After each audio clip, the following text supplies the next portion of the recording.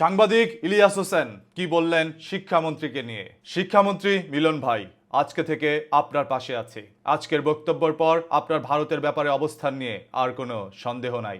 শুধু বলবেন সর্বোচ্চ দেওয়ার চেষ্টা করব।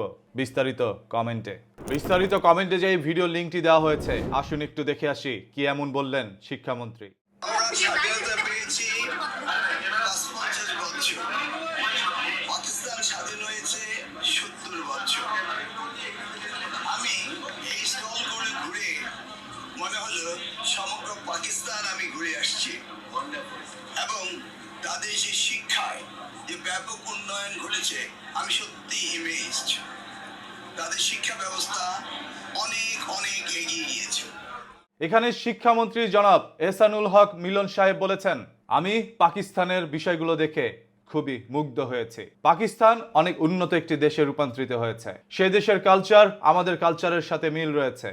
আমাদের দেশের শিক্ষার্থীরা পাকিস্তানে গিয়ে খুব সুন্দর করে জীবনযাপন করতে পারবে, আমরা সেটাতে বিশ্বাসী। পাকিস্তানের পক্ষে এই ধরনের কথা বলার কারণেই সাংবাদিক ইলিয়াস হোসেন সাহেব তার পক্ষ নিয়েছেন।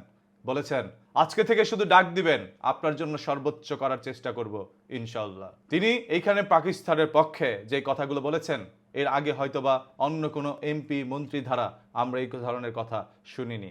তিনি স্পষ্ট ভাষায় বলার চেষ্টা করেছেন, পাকিস্তান অনেক উন্নত হয়ে গিয়েছে। পাকিস্তানের মধ্যে আমাদের দেশের শিক্ষার্থীরা যাবে এবং সেইখানে বসবাস করতে পারবে, কারণ তাদের চলাফেরা, তাদের কথাবার্তা বাংলাদেশের প্রতি রয়েছে এখনো ভালোবাসা, সেটারই প্রমাণ পায়। কারণ তাদের চলাফেরা, আচার ভঙ্গি, তাদের জীবন ব্যবস্থা সবকিছুই মিল রয়েছে বাংলাদেশের সাথে।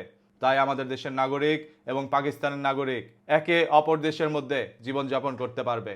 পাকিস্তানের পক্ষ নেওয়ার কারণে হয়তোবা শিক্ষামন্ত্রী জনাব এহসানুল হক মিলনের কোনো সমস্যা হতেও পারে।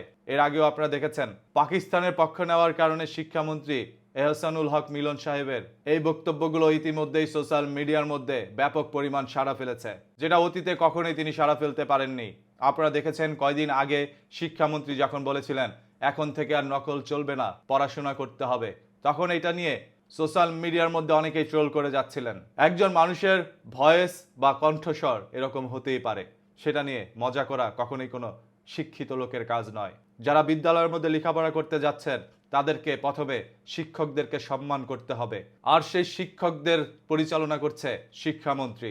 তাই তাকে যদি অসম্মান করেন, কখনোই বিদ্যালয়কে সম্মান করা হবে না। সর্বশেষ শিক্ষামন্ত্রীর পক্ষ নেওয়া সাংবাদিক ইলিয়াস হোসেন সাহেবের সেই পোস্ট আপনার কাছে কেমন লেগেছে আপনি একটু কমেন্ট করে জানাবেন।